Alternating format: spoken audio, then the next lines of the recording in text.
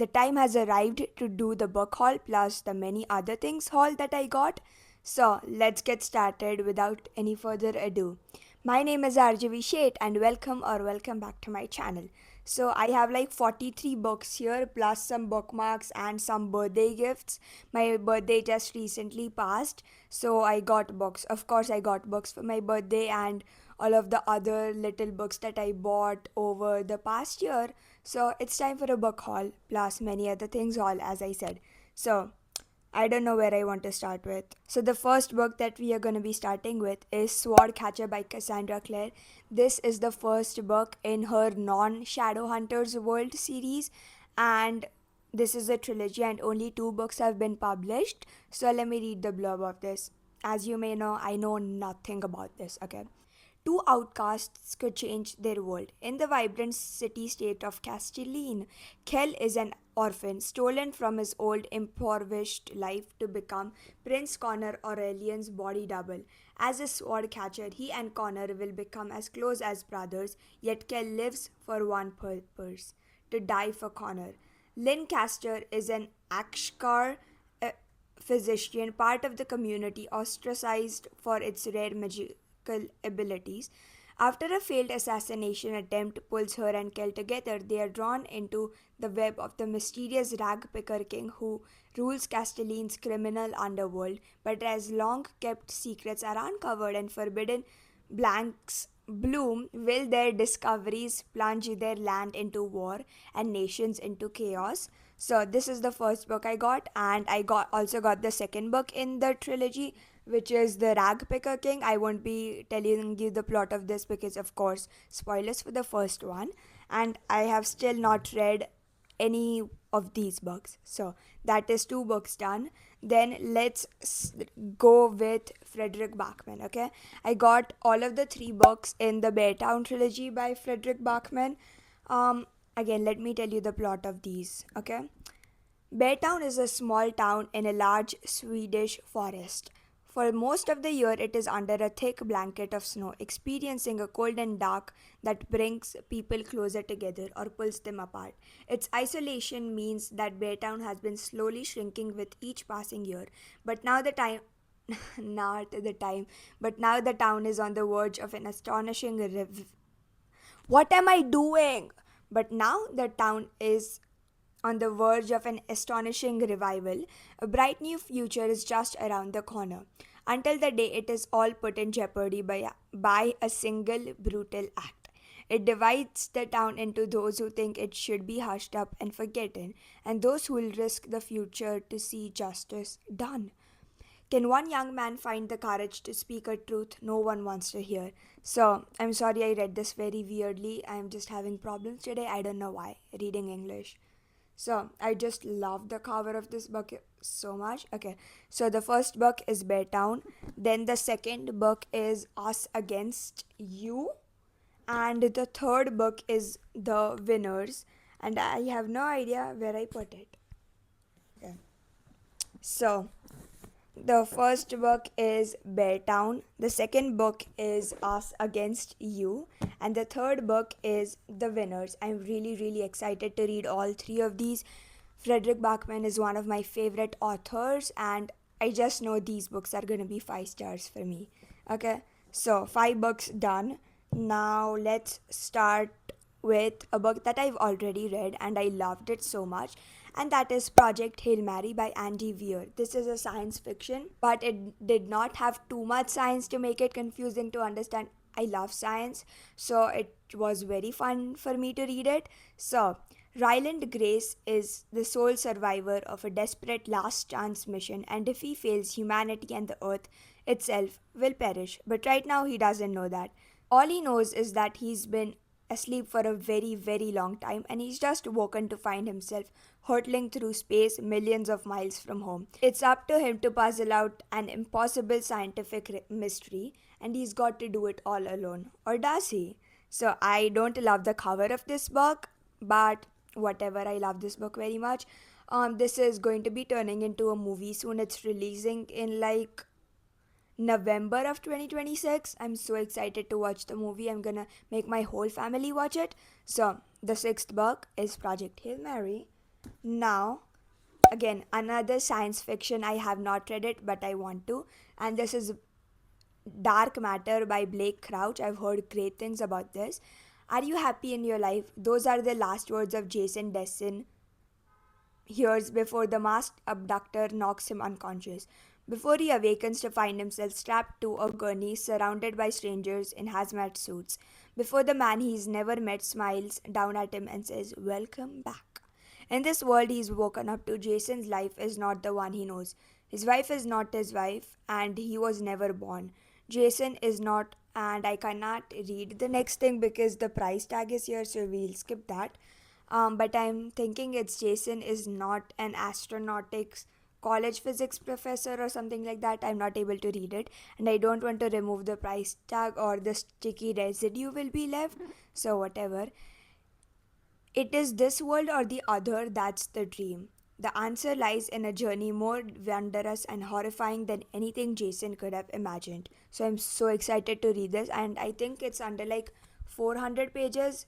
Yeah, it's under 400 pages. This is like 398 pages.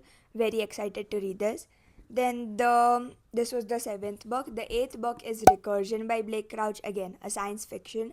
What if someone could rewrite your entire life? At first, it looks like a disease, an epidemic that spreads through no known means, driving its victims mad with memories of a life they never lived. But the force that's sweeping the world is no pathogen. It's just the first shockwave unleashed by a stunning discovery, and what's in jeopardy is not just our minds. In New York City, Detective Barry Sutton is closing in on the truth, and in a remote laboratory, neuroscientist Helena Smith is unaware that she alone holds the key to this mystery and the tools for fighting back. Together, Barry and Helena will have to confront their enemy before they and the world are trapped in a loop of ever growing chaos. So excited to read this. I love the cover of this book, so attractive. Okay, so the that is the eighth book. Then the let's do Taylor Jenkins read. Okay, so the ninth book is Atmosphere by TJR. I just love the cover of this book, one of my favorites ever. And this is also going to be our March book club's pick for March in my Fable book club. So if you want to join, definitely do join. It is so fun and there's no pressure to read a specific book. So, the plot of Atmosphere is: in the summer of 1980, astrophysics professor Joan Goodwin begins training to be an astronaut at Houston's Johnson Space Center alongside an exceptional group of fellow candidates: Top Gun pilot Hank Redmond, mission specialists John Griffin and Lydia Danes, warm hearted Donna Fitzgerald, and Vanessa Ford, the magnetic and mysterious aeronautical engineer.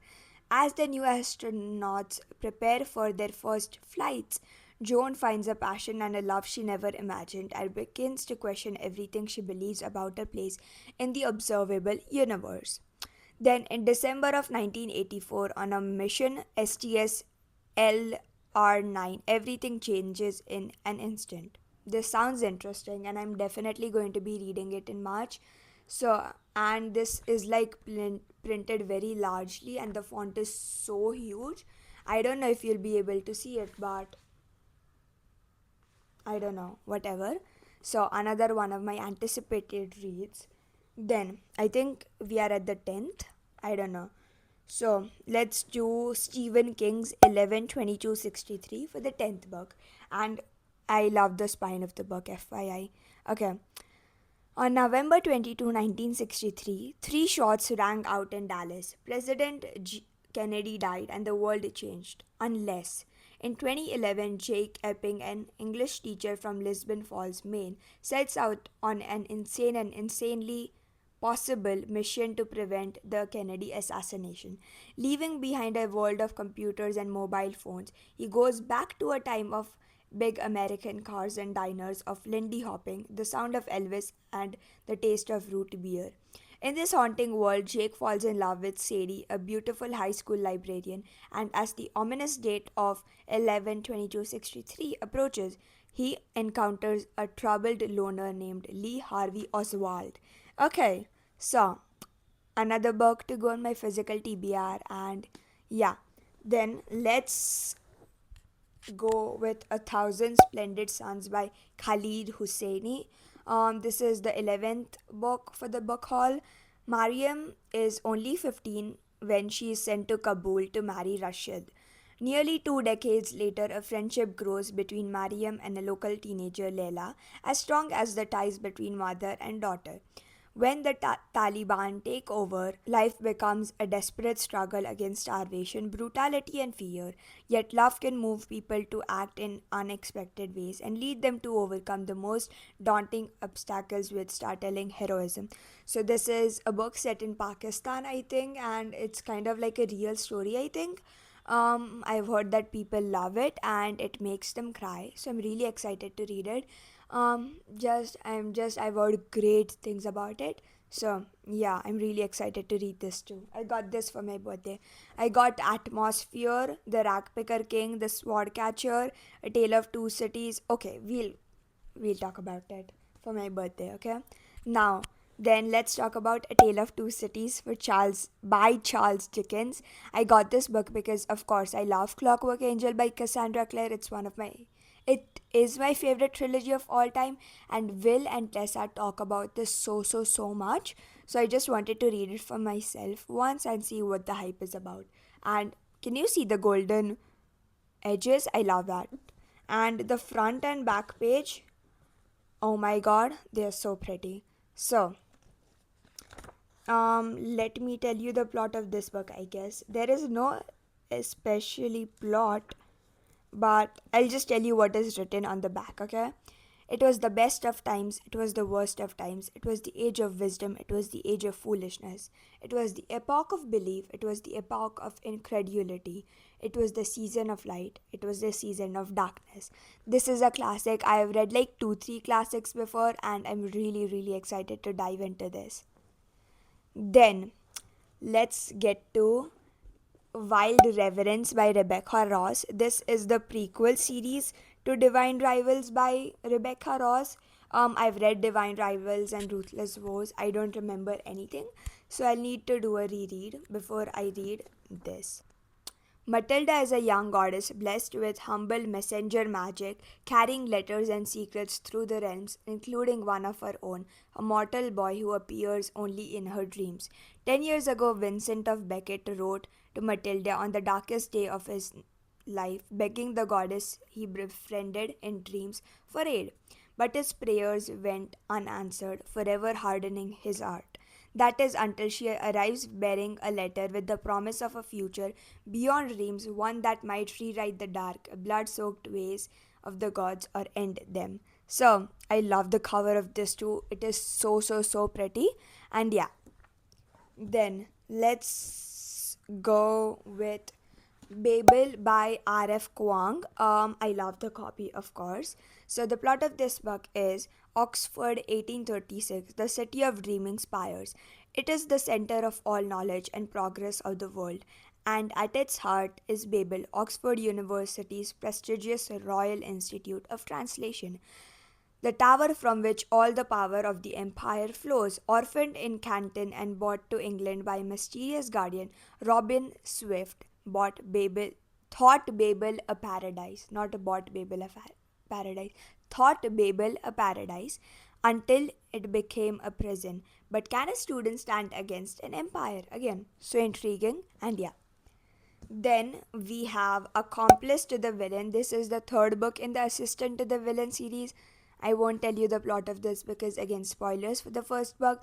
But the plot of the first book is that Evie is searching for a job and the villain offers her a job, and the story goes from there. They find out that they have a traitor in their midst and they are trying to figure out the traitor and stuff like that. And it's like The Office, but very hilarious and like kind of in a fantasy rom com setting, okay? So, as Accomplice to the Villain. Then we have A Darker Shade of Magic by V.E. Schwab. This is the first book in the Darker Shade of Magic series, and let me tell you the plot of this. Kel is one of the last travelers, magicians with rare ability to travel between parallel universes connected by one magical city. There's Grey London without magic and ruled by the Mad King George III. Red London, where magic is reversed and where Kell was raised alongside the heir to the Empire. White London, where people fight to control the remaining magic and magics fight black. Not, oh my god, I can't read suddenly, I don't know why. Okay. White London, where people fight to control the remaining magic and magic fights back. And once there was a Black London. Okay, I got the whole trilogy, and I know I have a bad habit of buying the whole trilogy before I read a single book, but what can you do? So, there is a darker shade of magic. Then the second book is, I think it is this, A Gathering of Shadows. This is the second book. And the third book is A Conjuring of Light. So, the whole trilogy, I got that. Okay, one second, let me replace it. Then I also got The Hobbit by J.R.R. Tolkien, again a classic. This is also on my March TBR. I'll definitely be reading it. But what I'm planning to do is I'm planning to watch the movie first because Jamie Foxx recommends watching the movie first because the English is kind of hard to understand. So if I know the plot of the movie, then I won't be that unable to understand the book. So, the plot of The Hobbit is this is a story of how a Baggins had an adventure and found himself doing and saying things altogether unexpected. Bilbo Baggins. Bilbo Baggins is a hobbit who enjoys a comfortable and ambitious life, rarely traveling further than the pantry of his hobbit hole in Bag End, but his 10 men is disturbed when the wizard Gandalf and a company of 13 dwarves arrive on his doorstep one day to whisk him away on a journey, there and back again. They have a plot to raid a treasure hoard of Smog the Magnificent, a large and very dangerous dragon. I got this. Then I also got the the first three books of the Lord of the Rings trilogy, and I have no idea which is the first book. I think the first book is The Fellowship of the Ring. Then the second book is The Two Towers.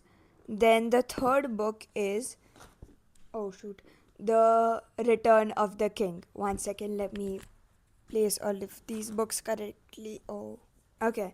So, as I said, got all of the four books of the Lord of the Rings trilogy plus The Hobbit by J.R.R. Tolkien. Then I got The Book of Doors by Gareth Brown. I don't know how you pronounce the author's name, but again, the cover so stunning. Okay, bookseller Cassie Andrews feels something is missing from her life. Then a favorite customer gives her a curious old book. In the front is a handwritten message. This is the Book of Doors. Hold it in your hand, and any door is every door. Okay, what? As Cassie discovers, this is a very special book, a magic book that bestows extraordinary abilities on whoever possesses it. And there are other magic books that can also do wondrous or dreadful and terrifying things. But where there is magic, there is power, and there are those who will stop at nothing to possess it.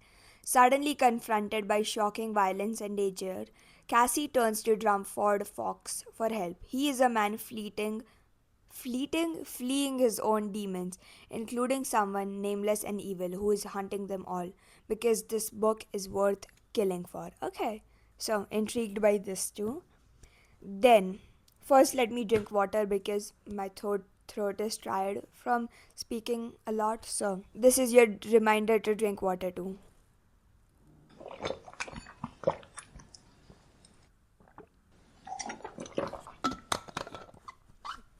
Then I got The Snow Girls by Chris Mooney. This is a mystery book and I got it at a second-hand thrift shop, so whatever. It's been 11 years since Claire Flynn disappeared, abducted without trace from a snowy hillside, leaving her parents heartbroken. Investigator Darby McCormick remembers the case. She knows there's only been ever been one suspect, Father Richard Bryn, linked inconclusively to two similar disappearances. Finally, terminally ill, Bryn is willing to talk, but he'll only talk to Darby.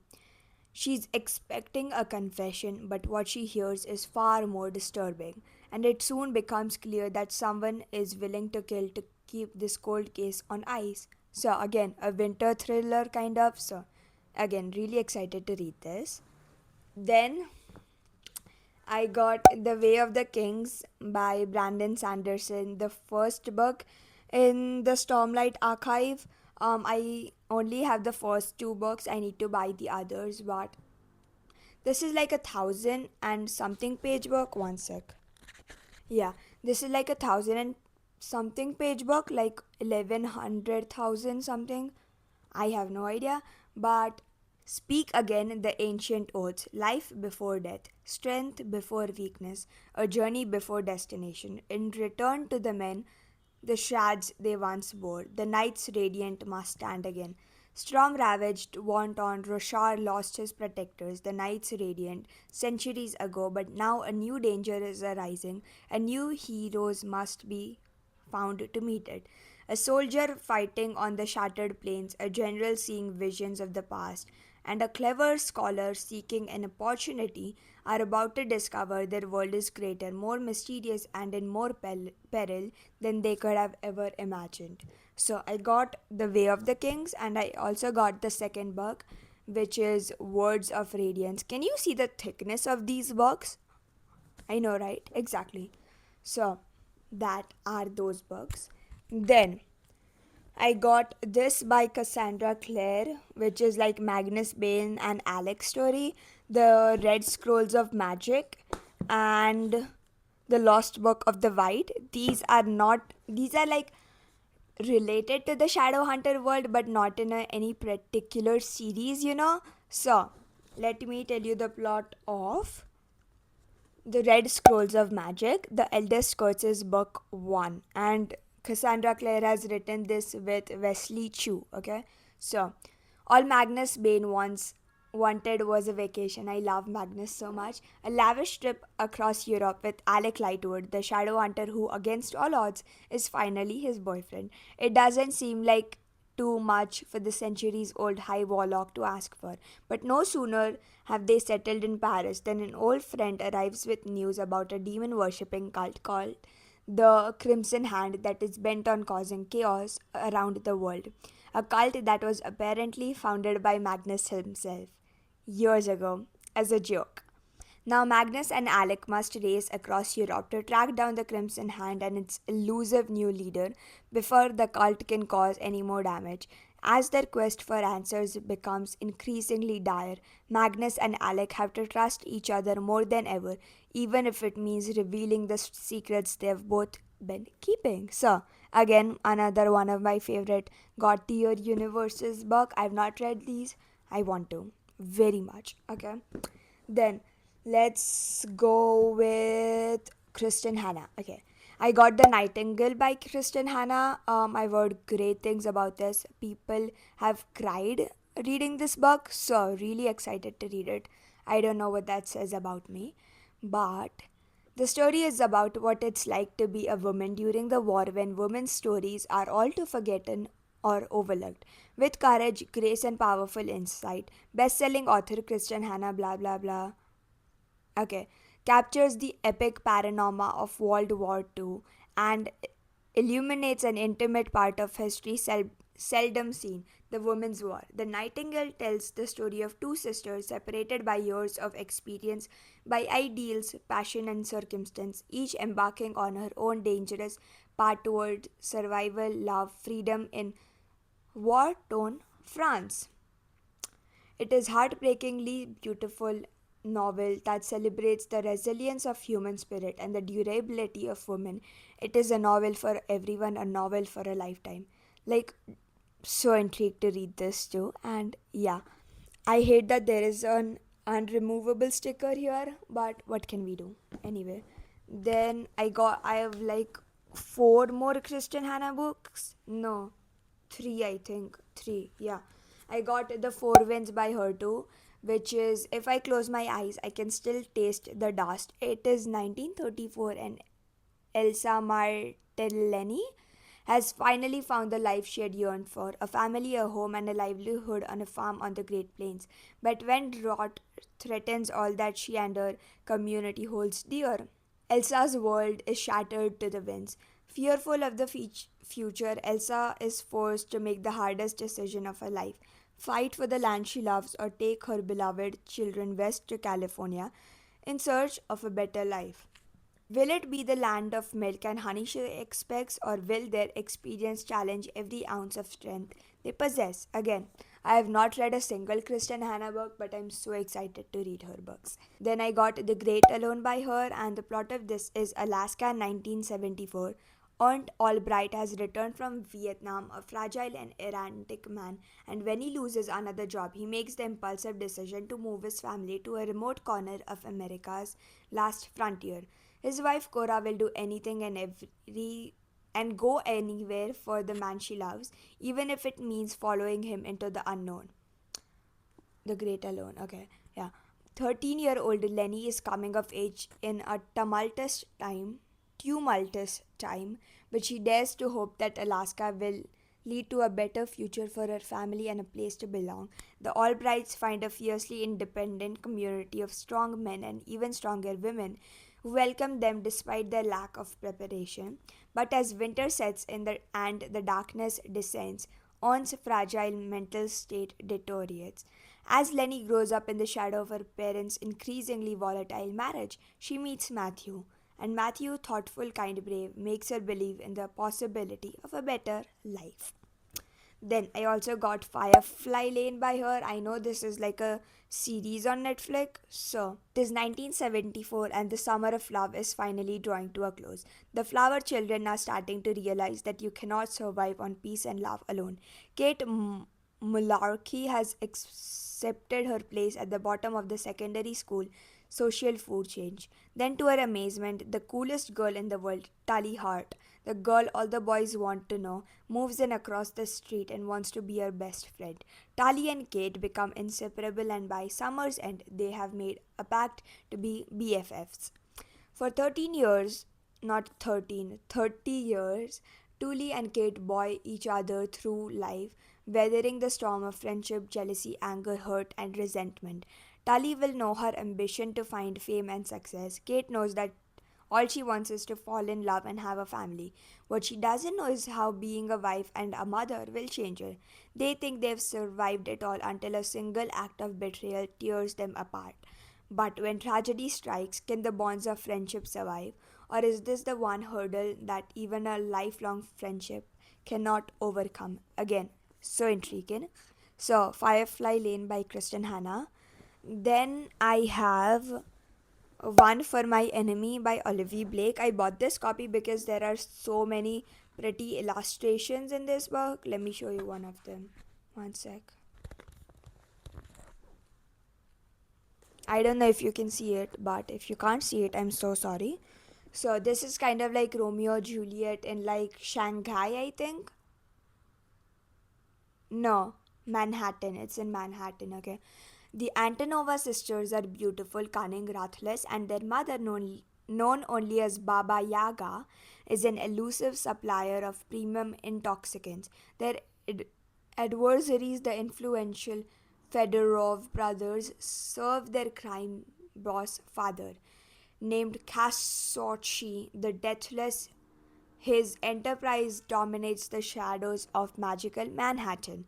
For 12 years, the families have maintained a fraught stalemate. Then everything is thrown into disarray. Bad blood carries them to the brink of disaster, even as fate draws together a brother and sister from either side.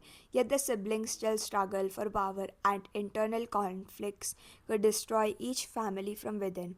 That is, if the enmity between the empires doesn't destroy both sides. So, again, very intrigued by this too. Then, how many books do I have left? Okay, I just saw that I still have two more books by Kristen Hanna, but we'll get to that later. First, let's talk about Carrie Soto is by Taylor Jenkins Reid, another TGR book.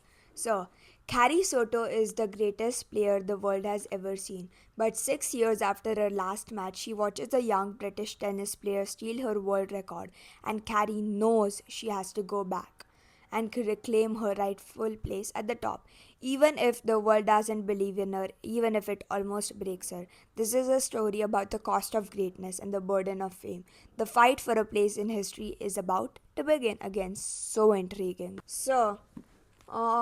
This is a new series by Brandon Sanderson. I have all the five books in the series, I think.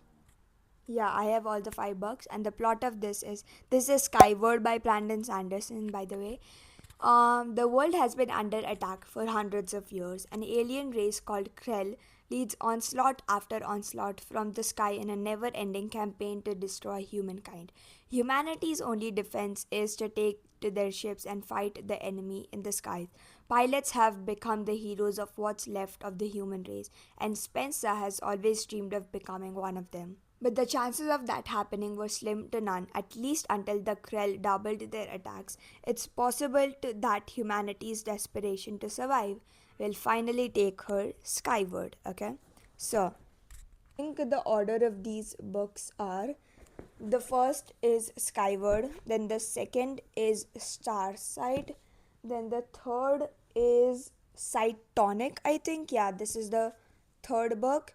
Then the fourth is Defiant, and this is like a middle novella which is between the third and the fourth book called Skyward Flight. So I have all five of these. Then let's start again with Kristen Hanna, because I really bought many of her books even though I've not read any one of them. I know, oops. So, Meredith and Nina Whitson are as different as sisters can be. One stayed at home to raise her family and manage their apple orchard, and the other followed a dream and traveled the world to become a famous photojournalist. But these two estranged women come together at their father's deathbed, standing alongside their cold, disapproving mother, Anya, to hear the one last promise he extracts from the woman in his life. It begins with a story like no other, a captivating, mysterious love story that spans 65 years and moves from war-torn Leningrad in the 1940s to modern day Alaska. The three women are brought together by a story so unexpected and extraordinary that when Meredith and Nina finally learn the secret of their mother's past and uncover a truth so terrible, it will shake the very foundation of the family and who they think they are. So, again, a winter book. I'll definitely read this in the winter. Now, let's talk about Wild by Kristen Hanna. If you think I have any idea about this, you would be so wrong. Okay. In the rugged Pacific Northwest of the United States lies the Olympic National Forest, a vast expanse of impenetrable darkness and impossible beauty. From deep within this mysterious woodland, a 6-year-old girl appears. Speechless and alone, she offers no clue as to her identity, no hint of her past. Having retreated to her hometown after a scandal left her career in ruins, child psychiatrist Dr. Julia Cates begins working with the extraordinary little girl. Naming her Alice, Julia is determined to free her from a prison of unimaginable fear and isolation and discover the truth about Alice's past. The shocking facts of Alice's life test the limits of Julia's faith and strength, even as she struggles to make a home for Alice and find a new one for herself. Then only two books are left, okay, guys? Then I got Watch Me by Tahir Mafi. This is a new series by Tahir Mafi. It follows James Anderson, who is the brother of Aaron Warner, and this is like a sequel series to the Shatter Me series, which is one of my favorite series ever. So the plot of this is: in my dreams, I am safe. James Anderson had a plan, or half of one. All that matters is he managed to do what his older brother, the famous Aaron Warner Anderson, never did: infiltrate Ark Island, the last refuge of the re establishment. No outsider has breached the stronghold of the authoritarian regime, but James is in a prison cell, sure, but as far as James is considered, a win is a win, because of course he's so cocky. Then it's been 10 years since the fall of the re-establishment, but they are ready to make a devastating move, and they have the perfect assassin for the job. Rosabella Wolf had a plan. She always had a plan. On Ark Island, where constant surveillance is packaged as security, even emotions must be experienced with caution. And when she is given an order to kill, she never hesitates. Who are we when no one is watching? Okay. Then the last book is last, and the final book is Tales from the Shadowhunter Academy. I've read this whole book on my Kindle. I wanted the physical copy. Oh my god.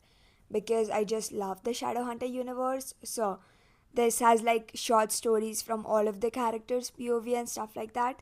Simon Lewis has been a human and a vampire, and now he's becoming a shadow hunter. But the events of City of Heavenly Fire left him stripped of his memories, and Simon isn't sure who he is anymore. He knows he was friends with Clary and that he convinced the total goddess Isabel Lightwood to go out with him, but he doesn't know how. So when the Shadowhunter Academy reopens, he throws himself into a new world of demon hunting, determined to find himself again, rediscover his relationships, and ascend as a true Shadowhunter. But he soon realizes that nothing is ever straightforward at the academy. So, of course, I love it. Then let's get to all of the other knickknacks. I got these two tabs for whenever I want to annotate. So I love the colors, of course. This is the first one is kind of like purple and bluish, and the second is like green, blue, and orange, purplish. Some all of the mix. Okay, so then my best friend also made me this like crocheted daisies because she says that daisies are the sign of friendship, and she made me five because five is a lucky number. So of course I love this, a bouquet, flower bouquet. Then I also got two bookmarks. Where did my bookmarks go? The first one I got is If a Man Talks Shit, Then I Owe Him Nothing. Taylor Swift, I Did Something Bad lyric. And then this one is like a birdhouse, something like that. Read books and it dangles on a tassel. So I love it. And yeah, that's all for right now. I had such a great time shooting this. I love talking to you guys because, of course. So, comment the book emoji to let me know that you watched till the end of the video. My favorite book club, my Spotify, my Pinterest, my Fable, my Goodreads, everything is down in the description. And thank you so much for watching. I love you all. I'll see you in my next video. Bye.